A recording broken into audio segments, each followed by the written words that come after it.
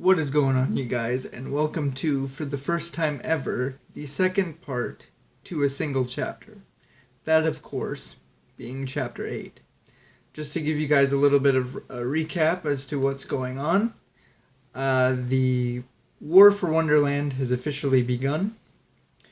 The Queen of Hearts has been rendered unconscious after a collision involving one of her Bandersnatches and a Jabberwocky, and the King Diamond and the Jabberwock King are locked in a duel, of which he seems to be getting the much worse end of.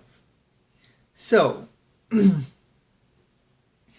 kick us off here, we start with the visual of his combatant crawling in the direction of his once again discarded weapon, even moving whatsoever, incited the Holy One's masochism.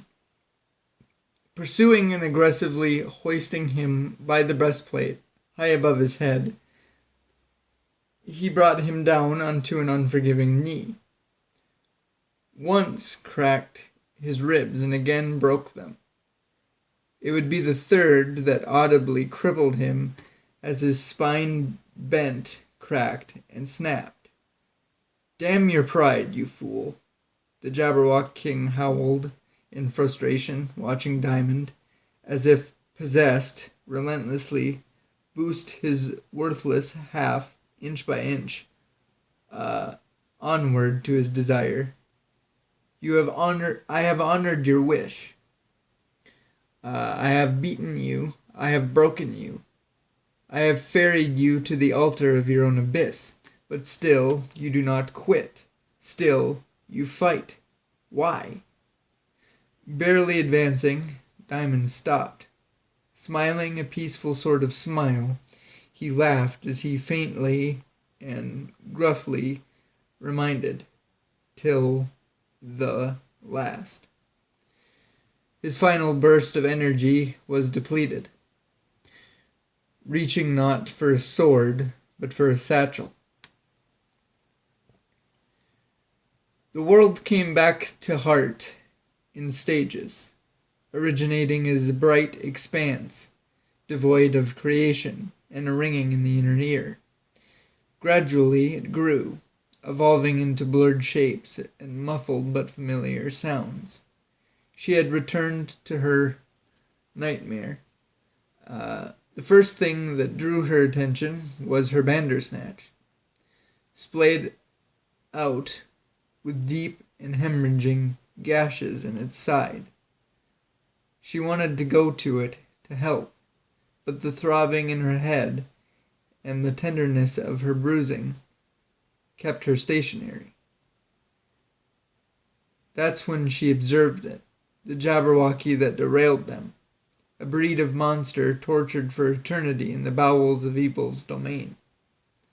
Scars covered its body from head to tail, with evenly spaced arrows and spears stuck in it, as they were unable to penetrate its hide as easily as the ones that put holes in its wings. Of its 6 eyes, 2 had been gouged out, taken clean, and a horn was broken. But perhaps the greatest offense was that the tip of its snout, the entire portion of its upper jaw, had apparently been severed by an axe. Making its approach, this withering alpha did all it could to appear daunting, like a creature worthy of its position and dominance. Despite it, for most intensive purposes, being useless, the Bandersnatch snarled and dared the towering imbecile to cross the imaginary line of territory it was claiming. It lunged, hoping for a critical blow, but was swatted away. At this point, the Jabberwocky could have finished things any way he wanted, but from the way he was holding his head, the feline knew fire was coming. And indeed it did, scorching, incinerating, reducing to ash as it stampeded over the stretch of ground separating the animals. When the flames licked its paws, their heat began to sear the fur on his back. By no coincidence that discomfort is all he would feel, a far cry from the pain of being burned alive, a melting pyre. The pet's mistress had jumped to its protection, putting herself between the cat and its certain and grisly death. A single hand held the conflagration at bay, parting the apocalyptic sea so that it surrounded but never touched them. Her magic extinguished the blast to steam and embers, which she cast aside like a nuisance insect.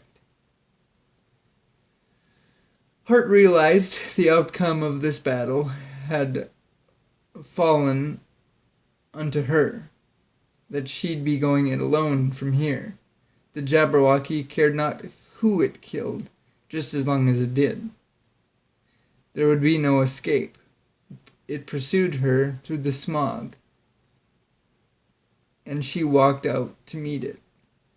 Working up to a jog, she unholstered a previously unseen weapon, large and menacing hooks on either end of a long chain.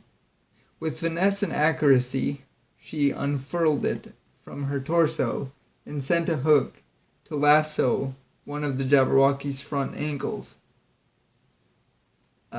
And while it didn't hinder its movement per se, each step buried the barb deeper into its carapace.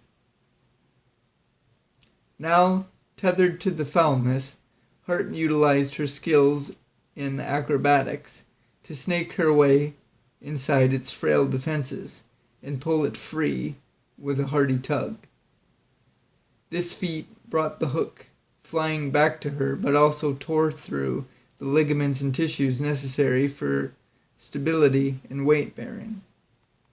Like a great toppling tree, the beast collapsed on its side as its limb followed the motion of the exiting sickle.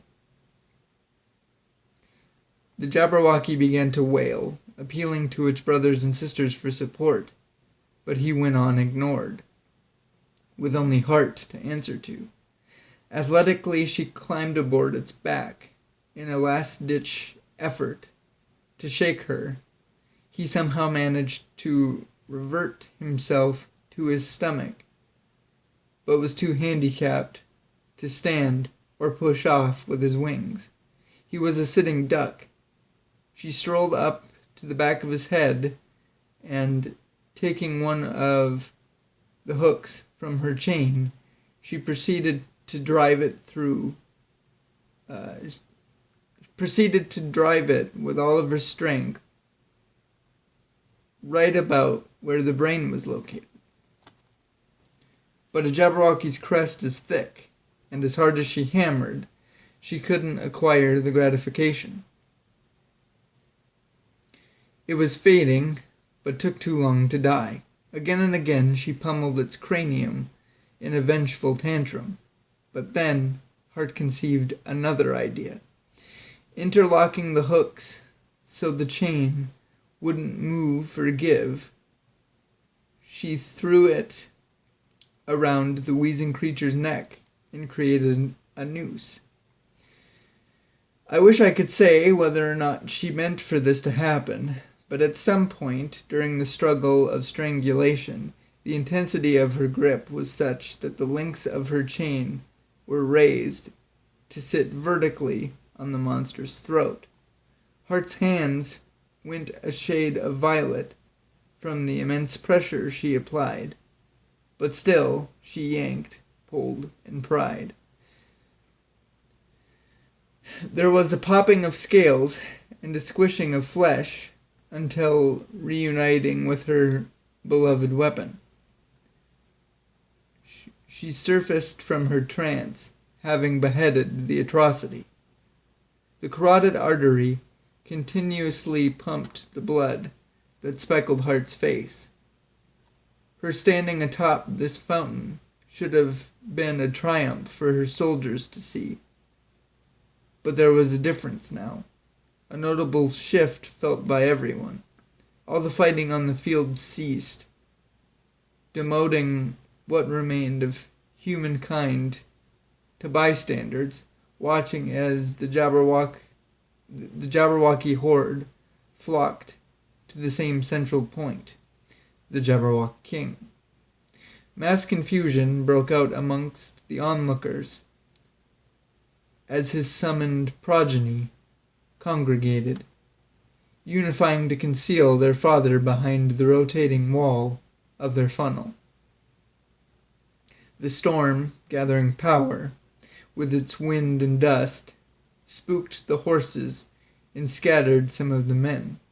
Hart's calls to stay back and together were obeyed by the far and in between. But she knew what the soldiers didn't. Her husband, their leader, was sealed in there with him. He had to be, just as this tornado of theirs had to be a sign of revelation. Suddenly, and all too soon, she spotted a white light materializing and emanating from the center of the disaster, where shock and awe were painted on the majority of the faces within Hart's ranks.